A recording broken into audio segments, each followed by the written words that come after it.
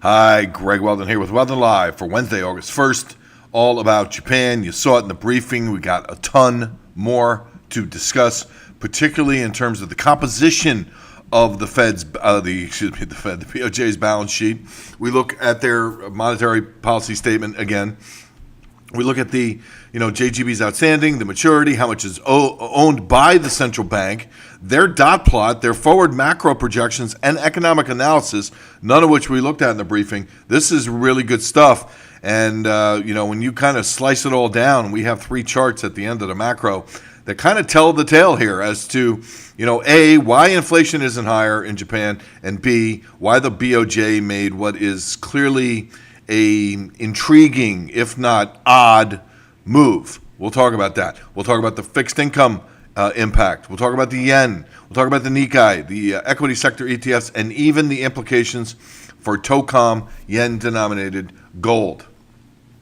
We start with the straight-up dynamic around throwing the gauntlet down in front of the JGB market and basically saying, while we continue to basically, buy Japanese government bonds to try and keep the 10-year yield around zero, while doing so, and this is all new, this next sentence, the yield may move upward and downward to some extent, depending on developments in economic activity and prices. That's interesting. In other words, in theory, prices rise, you have room for JGB yields to go up. Quick, of course, to footnote that, and here's the footnote, in case of a rapid increase in yields, the bank will purchase JGBs promptly and appropriately to rein in any rise in yields. In essence, the BOJ is saying there's a level and a speed with which you would get there where we will protest. So, of course, the market's going to go out there and define where is it that, the BOJ says uncle.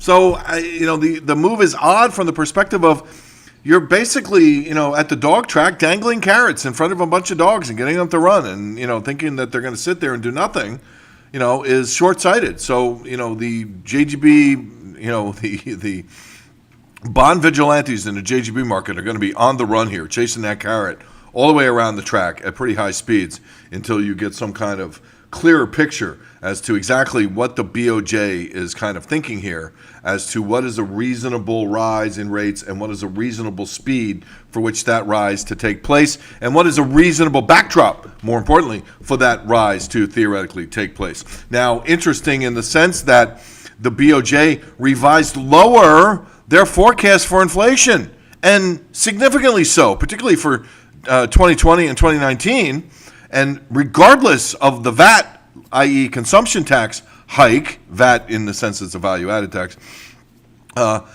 even despite that, they're not going to reach in the inflation objective in the next 3 years at a minimum. So, the thought process here on a couple of, on the behalf of a couple members of the BOJ was, we should be easing more here. We're downsizing our inflation forecast. We are missing our goals. And we are going to what? Let JGB yields go up? And this is kind of something I've been talking about for a long time in terms of some of these central banks that, if you really want your inflation target to be met, you're not raising rates here. So there's a